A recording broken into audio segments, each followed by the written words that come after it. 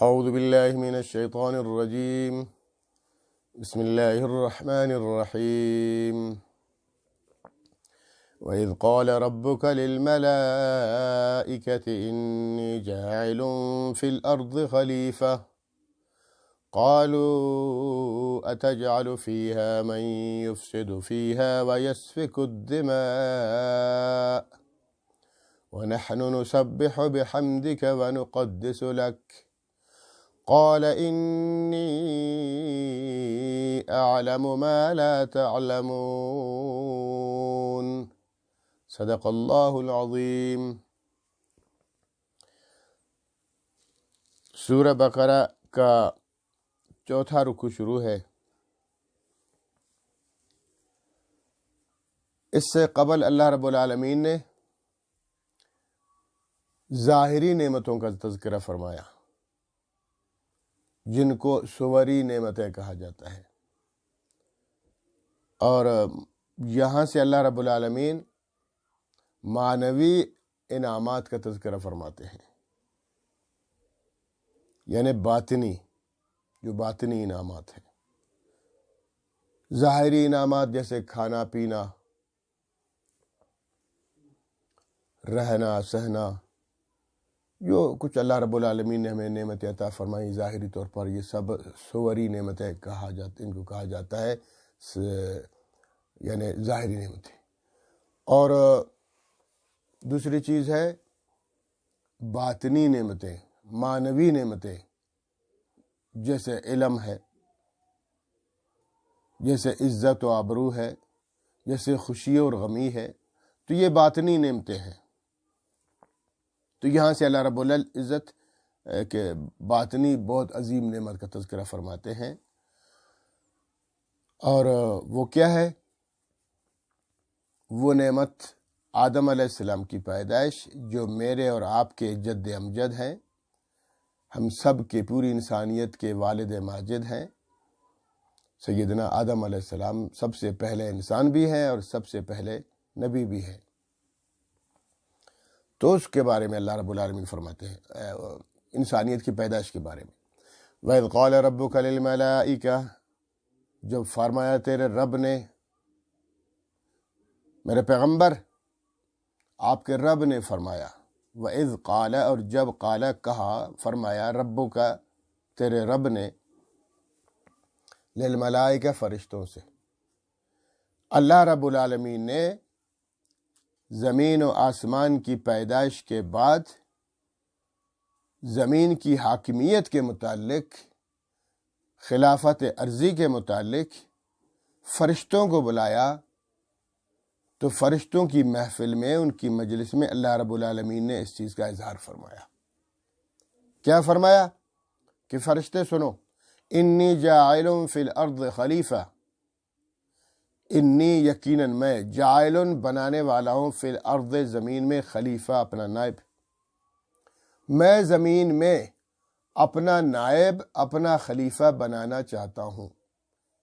دیکھیں، یہ اللہ رب العالمین نے خلیفہ کہا حاکمیت کو، ارضی حاکمیت کو۔ اس کا مطلب یہ ہے کہ حاکم اعلیٰ اللہ رب العالمین ہے،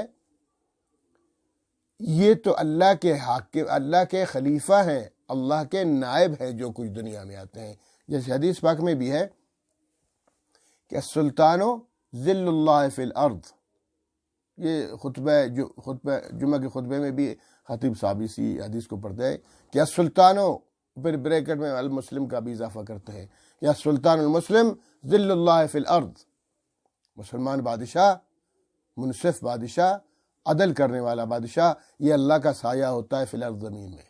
من اہان سلطان اللہ اہان اللہ، جس نے سلطان کی اہانت کی، بادشاہ کی، اس نے اللہ کی اہانت کی۔ تو لہذا، لیکن وہ سلطان واقعتاً اللہ کا خلیفہ ہو، اللہ کا نائب ہو، بہترین انسان ہو، تو اس کی مخالفت اللہ کی مخالفت ہے۔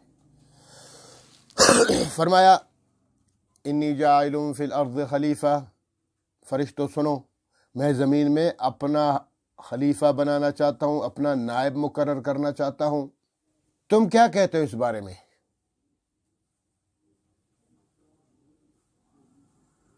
یہاں ایک سوال پیدا ہوتا ہے کہ اللہ رب العالمین نے فرشتوں کے ساتھ اس چیز کا تذکرہ فرمایا، خلافت عرضی کا تذکرہ فرمایا،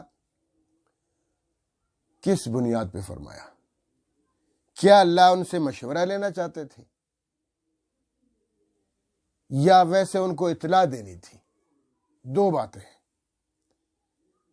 اب پہلی بات اگر لی جائے کہ یہ مشورہ تھا ان سے، فرشتوں سے، تو پھر سوال تو بہت بڑا بنتا ہے، اچھا اللہ پاک بھی مشورہ لیتے ہیں مخلوقات سے؟ مشورہ تو نہیں لینا چاہیے اللہ پاک کو۔ کیوں؟ مشورہ دو وجہ سے لیا جاتا ہے، ٹھیک ہے؟ دو وجوہات کی بنیاد پر مشورہ لیا جا سکتا ہے۔ ایک وجہ اس کی یہ ہے کہ دیکھیں، ایک بندہ کسی کام کے بارے میں جو ابھی مستقبل میں کام کرنے والا ہے، تو پھر اپنی بیوی بچوں کو بلاتا ہے، بھائی بہنوں کو بلاتا ہے، بیٹوں بیٹیوں کو بلاتا ہے، رشتہ داروں کو بلاتا ہے، اور پھر کہتا ہے کہ بھئی یہ کام ابھی درپیش آنے والا ہے، کیا یہ کام کیا جائے یا نہیں کیا جائے؟ اگر کیا جائے تو کس طرح سے کیا جائے، اگر نہ کیا جائے تو اس کی کیا وجوہات ہے؟ تو مشورے ہوتے ہیں، ہر کوئی اپنی رائے دیتا ہے۔ تو اس کی وجہ صرف یہ ہوتی ہے کہ کم علمی، تمام پہلوؤں پر، جب جو کام ہم کرنے والے ہیں اس کے بارے میں تو تمام اس کے پہلو ہم پر نمایاں نہیں ہے، ہم پر اظہار نہیں ہے۔ کیا پتا اگر ہم یہ کام شروع کر دیں اس میں نقصان ہو، یہ ہو، فلاں ہو، ٹھیک ہے؟ تو اسی وجہ سے سب سے مشورہ کیا جاتا ہے، تاکہ بھئی میرے علم سے اس کا علم زیادہ ہے، اس کی سوچ زیادہ ہے، یا اس کا میری رائے سے اس کی رائے اچھی ہو۔ تو اس بنیاد پر اللہ رب العالمین تو ان چیزوں سے پاک ہے، وہ تو علم کے خالق ہے۔ اللہ کے سامنے ما کان ما یکون کا علم ہوتا ہے، جو کچھ گزرا، جو ہو رہا ہے، جو ہوگا، ہمیشہ ہمیشہ کے لیے جو ہوگا، وہ سب علموں کا اللہ مالک ہے۔ اللہ کے سامنے جیسے ایک پلیٹ میں آپ بوٹیاں رکھے، پوری کائنات اللہ کے سامنے اس طرح سے، اللہ کو مشورہ لینے کی کیا ضرورت ہے؟ اللہ کو آنے والے زمانے کے متعلق بھی علم ہے کہ کیا کچھ ہوگا، اس کے فوائد کیا ہے، اس کے نقصانات کیا ہے۔ تو اس کو مشورہ تو قرار نہیں دیا جا سکتا، کیونکہ اللہ رب العالمین کو ضرورت ہی نہیں مشورہ لینے کی۔ ایک وجہ یہ ہے۔ دوسری وجہ یہ ہے کہ دیکھیں، مشورہ دوسری بنیاد پہ بھی کیا جا سکتا ہے، حقوق کی مساوی ہے۔ بھائی حقوق مساوی ہے، ایک گھر میں ایک کام ہو رہا ہے تو اس گھر میں میرا بھی حق ہے، میری بیوی کا حق ہے، میرے بیٹوں کا حق ہے، میری بیٹیوں کا حق ہے، میرے بہنوں کا، بھائیوں کا، سب کا حق ہے نا۔ یہ کام کرنے والے ہم لوگ یہاں، تو اس میں سب کے حقوق مساوی ہیں۔ تو بھائی سب کو بلایا جائے تاکہ کل کو کوئی اعتراض نہ کرے۔ تو بھائی ہاں، آپ اپنے حق کا اظہار کر دو، بتاؤ۔ یا اسی طرح جناب یہ جو آج کل پارلیمانی حکومت ہے، پارلیمنٹ میں بیٹھ کر پھر جناب وہ کہتے ہیں ہاں بھائی جتنے ممبرز ہیں، جتنے اراکین ہیں، سب اپنی رائے کا اظہار کر دیں۔ ان کو واقعی ہے کہ بھئی ہم ایک قانون پاس کرنے والے، تم کیا کہتے ہو، تم کیا کہتے ہو۔ تو ہر شخص کو اپنی رائے دینے کا مکمل حق حاصل ہے۔ تو یہاں وہ بات بھی نہیں ہے، ہمیں تو حق ہی نہیں ہے۔ فرشتوں کو کیا حق حاصل ہے کہ انسان پیدا ہو یا نہ ہو، خلافت عرضی کس کو دی جائے یا نہ دی جائے؟ اللہ خالق ہے، وہ مالک ہے، اسی نے زمین بنائی، اسی نے کائنات بنائی، پھر انسان کو بھی وہی بنانے والا ہے، اور پھر خلافت عرضی بھی اللہ اس کو سونپنے والی ہے۔ تو فرشتے اللہ کے مقابلے میں کون ہوتے ہیں؟ ٹھیک ہے، ایک نورانی مخلوق ہے، اطاعت گزار مخلوق ہے، لیکن اللہ کے متعلق تو کوئی حیثیت نہیں ہے نا۔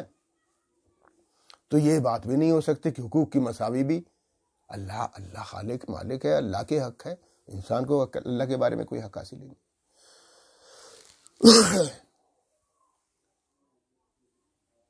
کیونکہ اس کی وجہ قرآن کریم میں ایک جگہ بتا دیا گیا کہ لا یسأل عما یفعل وہم یسألون۔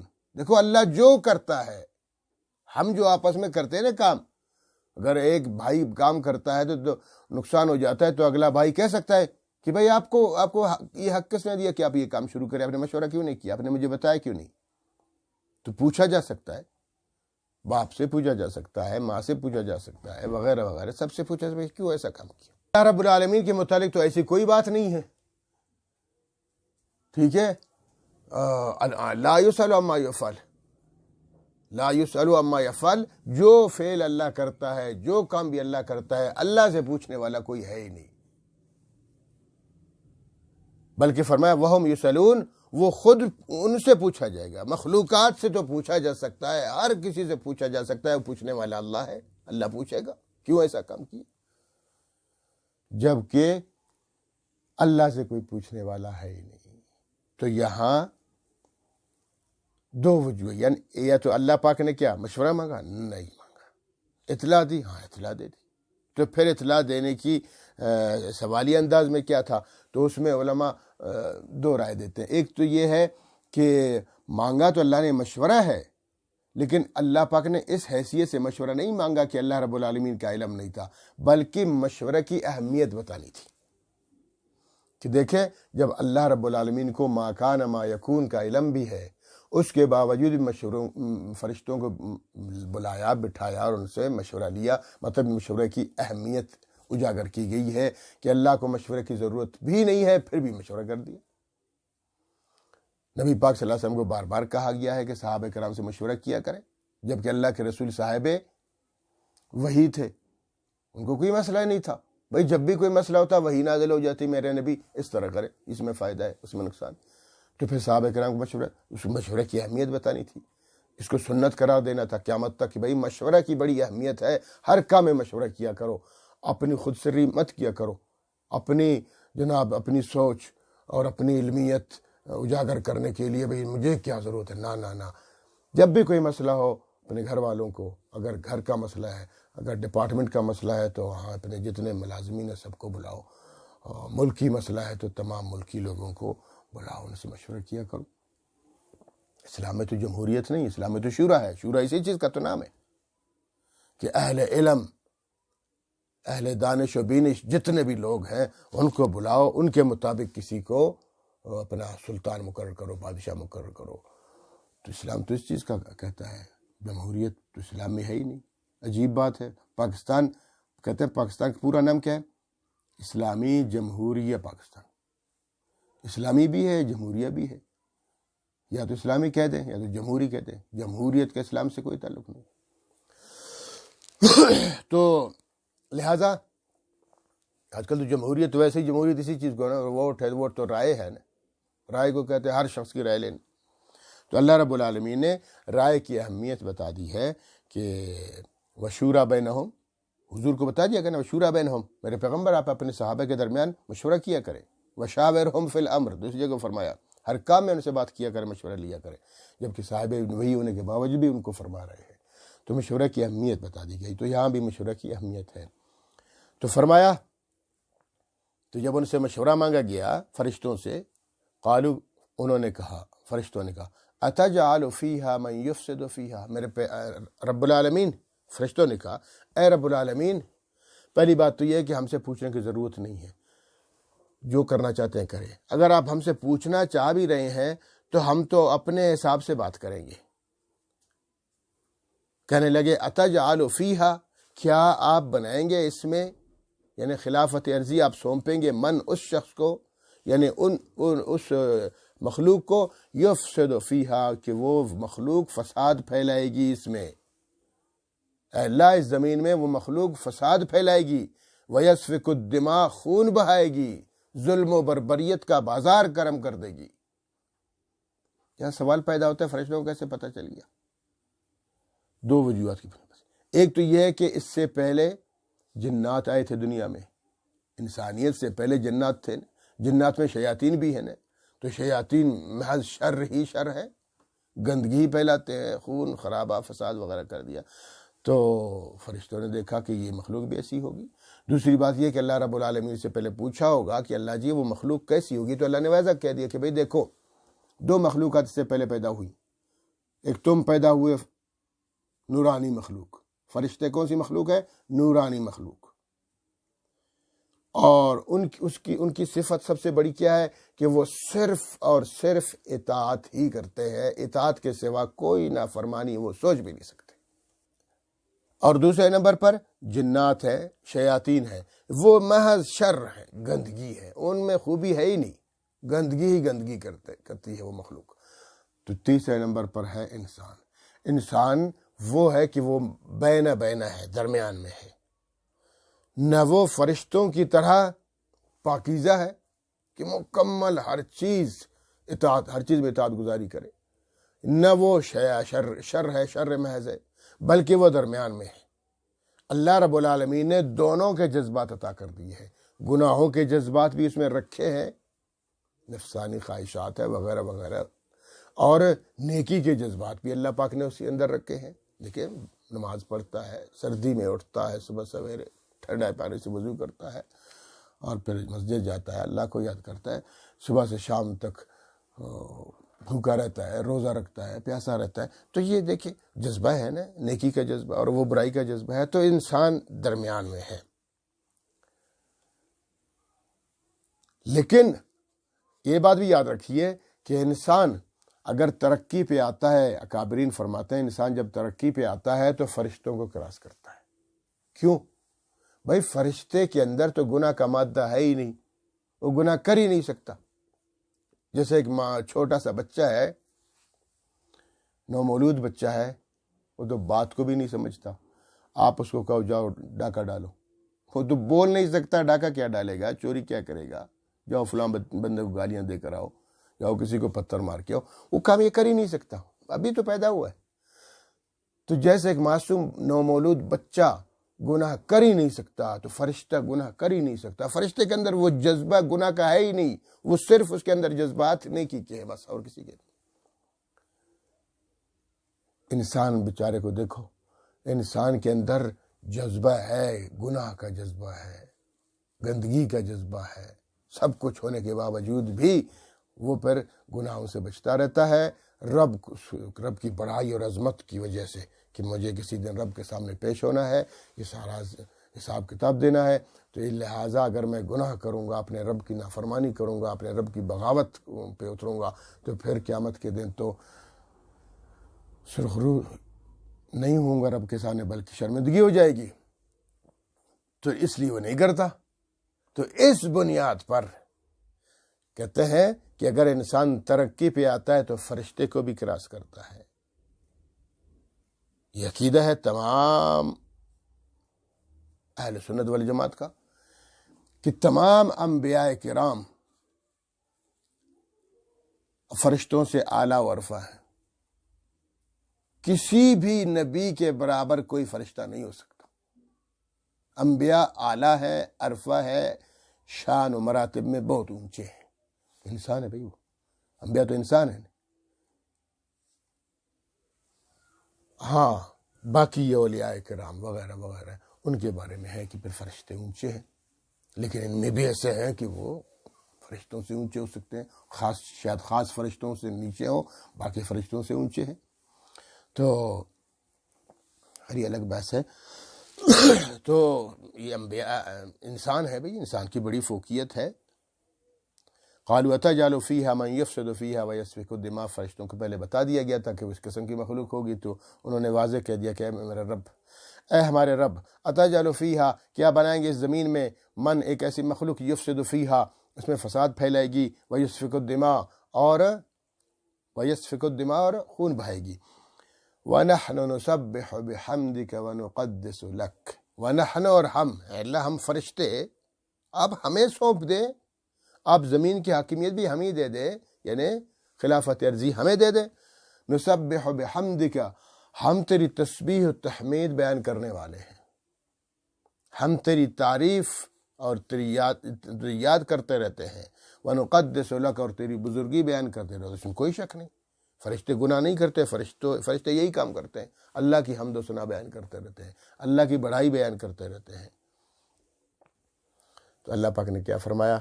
قال انی اعلم ما لا تعلمون، فرمایا جو میں جانتا ہوں وہ تم نہیں جانتے۔ یہ پہلا جواب ہے، دو جواب بتائیں۔ پہلا یہ فرمایا، یہ اس کو کہتے ہیں کون سا جواب؟ حاکمیت یعنی اللہ حاکم مطلق ہے، نہیں، تمہارا جواب درست نہیں نکلا فرشتوں، تم لوگوں نے غلط جواب دیا ہے، لہذا تمہاری بات نہیں مانی جائے گی۔ فرمایا انی عالم ما لا تعلمون، جو میں جانتا ہوں وہ تم نہیں جانتے۔ ٹھیک ہے، پہلے یہ فرمایا انی اعلم ما لا تعلمون، اگر اس میں شر ہے، گندے لوگ ہیں، فسادی ہیں، خون ریزی کرنے والے لوگ ہیں، تو ان میں اچھے بھی بہت سارے ہیں. سارے انبیاء کرام کو دیکھو اچھے ہی ہیں، اور انبیاء کے اصحاب کو دیکھو وہ اچھے ہیں، پھر ان کے اولیاء کو، پھر ان کے علماء کو، ان کی مصلحہ کو، ان کی پرہیزگاروں کو، ہم چلو اچھے ہیں، ہاں گندے بھی ہیں. تو اللہ رب العالمین نے اس کے سد باب کے لیے سب کچھ بنایا کہ بھائی جہنم بنی کس لیے ہے، جنت بنی کس لیے، اس لیے تو اللہ پاک نے جنت بھی بنائی، جہنم بھی بنائی. اچھے کام کریں گے ڈائریکٹ جنت، برے کام کریں گے دوزخ میں جلتے رہیں گے بس. تو اس لیے پہلا جواب دیا انی اعلم ما لا تعلمون، جو میں جانتا ہوں وہ تم نہیں جانتے، پہلا جواب دے دیا. اور دوسرے نمبر پر فرمایا حکمت والا جواب، وعلم آدم الاسماء، وہ یہ ہے کہ اللہ پاک نے سکھا دیے آدم علیہ السلام کو نام، پوری دنیا کی چیزوں کے نام بتا دیے اللہ پاک نے، سکھا دیا آدم علیہ السلام کو. وعلم، اور سکھا دیے، تعلیم فرمائی اللہ پاک نے آدم علیہ السلام کو، الاسماء، ناموں کو کہتے ہیں، سب چیزوں میں نام.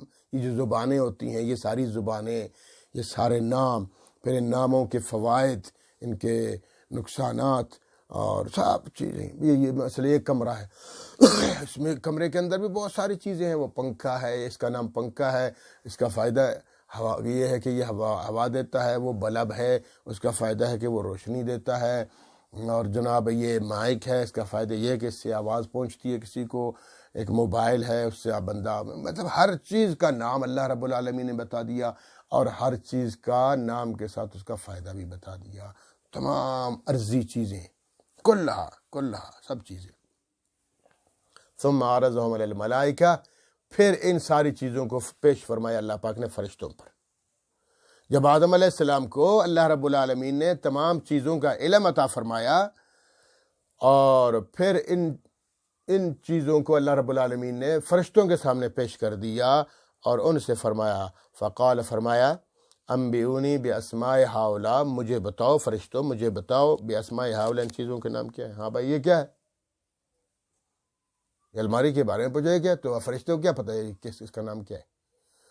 فرشتوں کی کوئی چیزیں، کوئی کپڑے شپڑے تو نہیں ہوتے کہ الماری میں رکھتے، وہ تو الگ مخلوق ہے. تو اس کو کیا پتہ الماری کیا ہوتی ہے، اس کا فائدہ کیا ہوتا ہے، دنیا کی یہ چیز کیا ہے، یہ کیا ہے. فرشتوں نے وہ لاجواب ہو گئے، فرشتے نہیں آیا ان کو پتہ ہی نہیں ان چیزوں کے بارے میں. فرمایا انبئونی باسماء ہؤلاء، یہ ساری چیزوں کے نام بتاؤ نا مجھے، کیوں چپ ہو. ان کنتم صادقین، اگر تم اپنی بات میں سچے ہو کہ تم لوگوں نے کہا تھا کہ خلافت عرضی ہمیں ملنی چاہیے، خلافت عرضی انسان کو نہیں ملنی چاہیے، تو اگر تم واقعی اس بات میں سچے ہو تو بتاؤ نا، ان چیزوں کے نام بتاؤ. دیکھو بھائی، دنیا میں انسان ہے، انسان کو پیدا کیا نا وہ زمین سے، فرشتوں کو تو نہیں پیدا کیا، تو نورانی مخلوق ہے. انسان بنا ہے مٹی سے، وہ پیدا بھی ہوا مٹی سے، کھاتا بھی مٹی سے ہے، پیتا بھی مٹی سے ہے. اسی زمین سے سارا اس کا رزق اللہ پاک نے مقرر فرمایا ہے. پھر اس کے اندر اور بھی باتیں ہیں انسان کے اندر، کہ انسان سوتا ہے، فرشتہ تو نہیں سوتا. سونا جاگنا یہ انسان کا کام ہے، فرشتہ تو ان سے پاک ہے. ٹھیک ہے. اور پھر غمی اور خوشی، یہ بھی تو انسان کے ساتھ لگی ہوئی ہیں دونوں چیزیں. صحت مندی اور بیماری، یہ بھی تو انسان میں ہے. تو فرشتہ بیمار تھوڑی ہوتا ہے. فرشتے کو کون سی غمی اور خوشی ہے، بس وہ ایک چیز میں لگا ہوا ہے فرشتہ، تو اسی میں لگا ہوا ہے، اس کو کوئی غمی خوشی کی بات نہیں ہوتی، اور اس کو کوئی نیند شیند نہیں آتی. انسان تو سوتا ہے. اب ہمارا جو خلیفہ ہے، اگر کوئی فرشتہ آ جائے تو فرشتہ کہے گا ہاں بھائی بس اللہ کی عبادت کرو صبح سے شام، بس 24 گھنٹے کرو عبادت. کیونکہ اس کو سونا تو اس کو ہے ہی نہیں. تو جب وہ سوتا نہیں ہے تو اس کو احساس بھی نہیں ہے کہ بھئی سونا بھی ضروری ہے. وہ کھاتا نہیں ہے، وہ کہے گا ہمیشہ بس روزہ رکھو، ہمیشہ روزہ، کبھی نہ کھاؤ نہ پیو. تو وہ تو یہی حکم دیتا.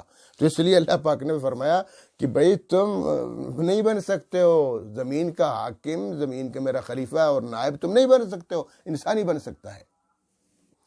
انسان کے اندر تو انسان زمین سے پیدا ہوا ہے، اس کو یہ حاکمیت اس کو دی جائے گی. یہ خلافت عرضی کا حقدار وہ ہے، انسان ہے، کہ انسان ہی انسان کی چیزوں کو محسوس کرتا ہے، سمجھ سکتا ہے.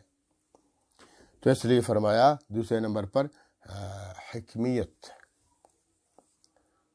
کہ خلافت ارضی کی حقیقت کیا ہے اور اس کی ضروریات کیا ہے، تو ان حقیقت کو، ضروریات کو فرشتہ تو نہیں سمجھ سکتا۔ اس لیے فرمایا قالو، کہنے لگے فرشتے، جب اللہ پاک نے ان سے پوچھا کہ ان سب تمام اشیاء کے نام بتاؤ، فوائد بتاؤ، تو جب نہیں بتا سکے تو کہنے لگے سبحانکا، اے اللہ تیری ذات پاک ہے، لا علم لنا، ہمیں کوئی علم نہیں ہے ان چیزوں کے بارے میں، اللہ جی ہمیں کوئی علم نہیں، ہم تو نہیں پتہ یہ کیا ہوتے ہیں، الا ما علمتنا، ہاں جو تو نے ہمیں سکھا دیا اللہ جی، آسمانوں کے بارے میں، فلکیات کے بارے میں، سیاروں کے بارے میں آپ نے ہمیں حکم دیا کہ بھئی بادلوں کو اٹھاؤ اور جناب لے آؤ، ان کو پانی سے بھر دو اور پھر برساؤ وغیرہ وغیرہ، یہ ہواؤں کو چلاؤ، یہ چیز اب آپ نے ہمیں حکم دیا ہے، ہماری ڈیوٹی لگائی ہے اللہ جی، ان چیزوں کے بارے میں تو ہمیں علم ہے، باقی یہ ان چیزوں کے بارے میں، یہ زمینی چیزوں کے بارے میں ہمیں علم نہیں ہے،